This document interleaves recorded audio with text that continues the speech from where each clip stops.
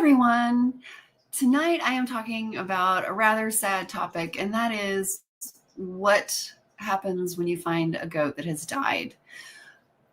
Unfortunately, a lot of times when somebody finds a dead goat, the belly is like already really big and rounded, and then they mistakenly assume that the goat died from bloat. In fact, a lot of times that's when people contact me. They say, "Hi, my goat just died from bloat and I'm not sure what to do." And the first question I ask is for them to explain why they think the goat died from bloat.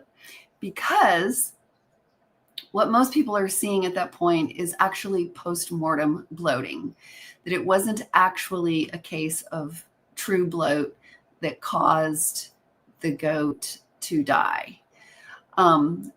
Basically, goats have a rumen, which is a giant fermentation vat that is constantly producing gas. And after the goat dies, the gas is going to continue to build up. Because when the goat dies, their body temperature is 102. Maybe it's higher if they died from an infection. Maybe it's 105, 106, which is quite warm. And that's going to keep that fermentation going because it's at just the right temperature. So especially if it's a warm day, that's when you're really likely to see this. If your goat dies and it's below 0 out, you're probably not going to see this. But if it's warm out, then that gas, everything in that giant fermentation vat called the rumen is going to continue fermenting and building up gas. And then the goat's belly is going to get bigger and bigger, and it's going to get really hard.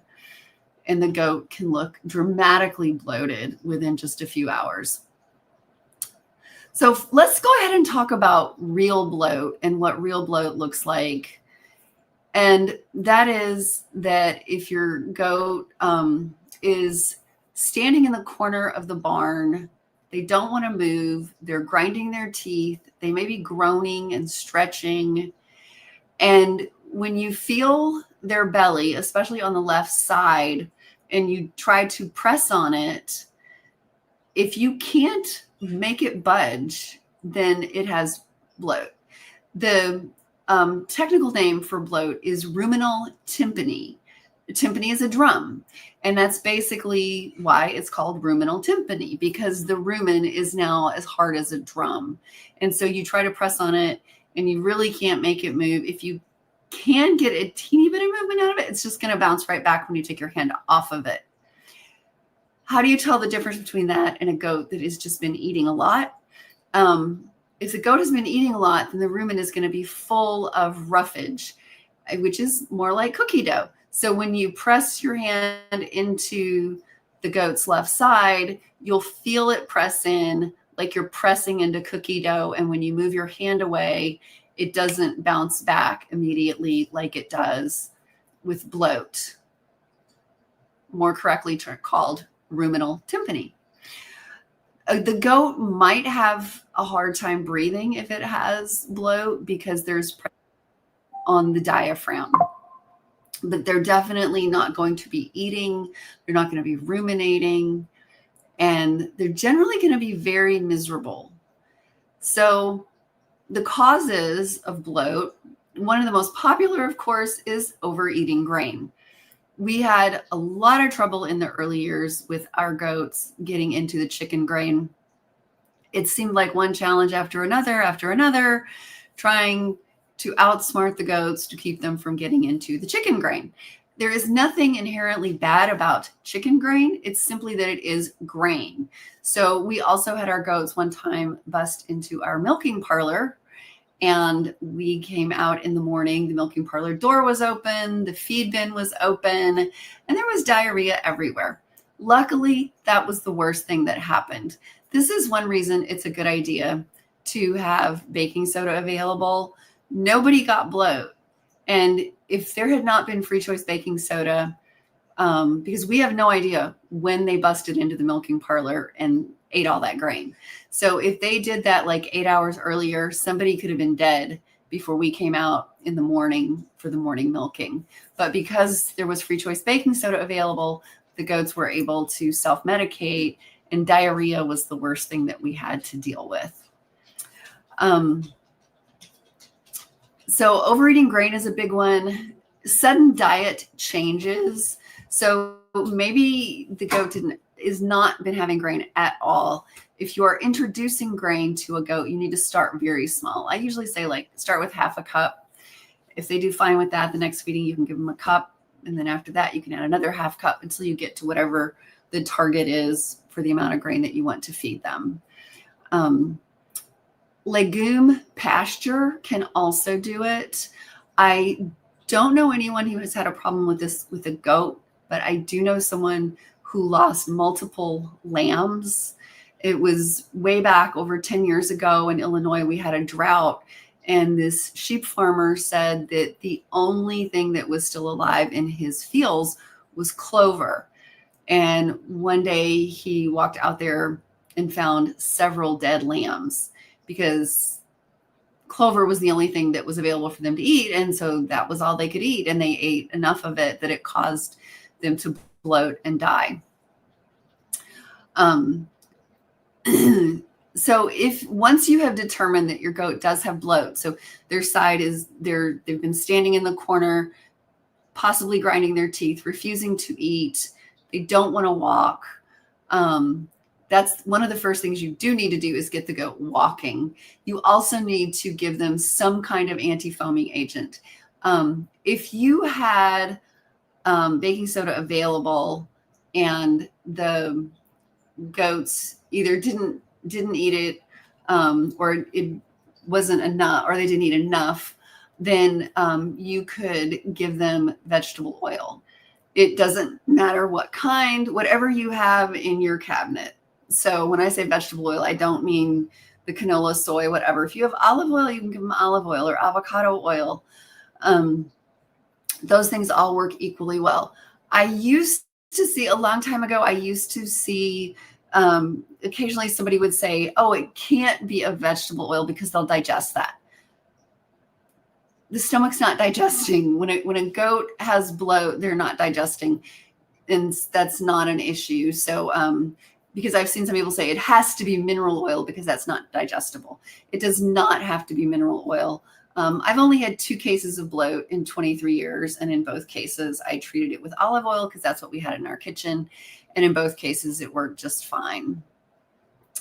If the goat is not getting better quickly, then you should call the vet because it might need more help than what you can provide.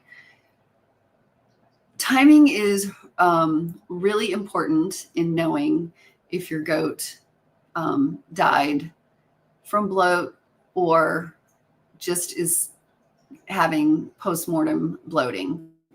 So if you see your goat, like if you're out doing evening chores, you feed your goat and you notice one standing in the corner and they don't come up and eat and you don't investigate further and that goat is dead in the morning and looks bloated, it really could have, maybe it died from bloat, maybe it died from something else. You don't really know. So whenever you see a goat not eating and standing in the corner, it's always time. You need to investigate immediately and figure out what is going on. If you've been gone all day, like you went to work in the morning, you come home in the evening and there's a goat in the pasture that's dead and it's bloated, you really have no way of knowing whether that bloating happened before the goat was dead. Obviously, if it's warm out, you're going to have bloating after the goat dies, regardless of the cause of death. So if you really want to know the cause of death, then you need to get a necropsy, which ideally, I love taking my goats to the University Vet Hospital because I know they actually have pathologists there and they do lots of lab work. And so I know I'm going to get a thorough diagnosis in the necropsy. It can vary a lot with local vets. Some of them will just do a gross necropsy and go, yeah, it looks like XYZ, without doing any lab work. And that is really, in my opinion, that is a waste of money because they could totally be overlooking something. Sometimes a goat can have more than one thing. So even if they see something on the gross necropsy, it doesn't mean that there's not anything else that could be going on. So if you cannot take the goat immediately, It's a good idea if you can refrigerate it so that it doesn't start to decompose. That is definitely much easier to do with a baby goat than with an adult goat. But otherwise, you can probably drop off the body. If you're taking it to a diagnostic lab, you can probably drop it off and they can put it in the cooler immediately.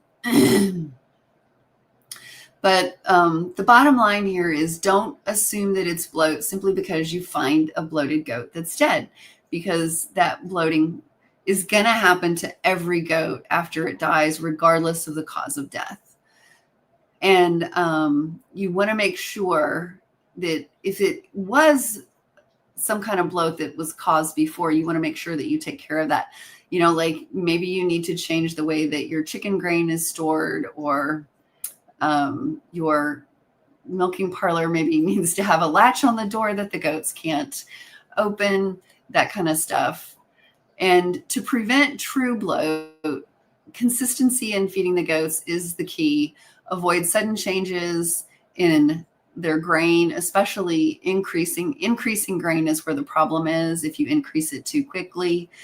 Also, introducing lush green pastures too quickly can be a problem. That was what I said. I've had 2 cases of bloat in 23 years, and both cases were with 2 La Mancha does that were going out on fresh green pasture in the spring. That was what caused it. If you do unfortunately wind up in a situation like that sheep farmer that I knew 10 years ago, where you have a drought and the only thing in your pasture is clover, then you should limit the grazing time that they are able to be on there. Maybe only put them out there for a couple hours at a time initially, and then you can gradually increase that.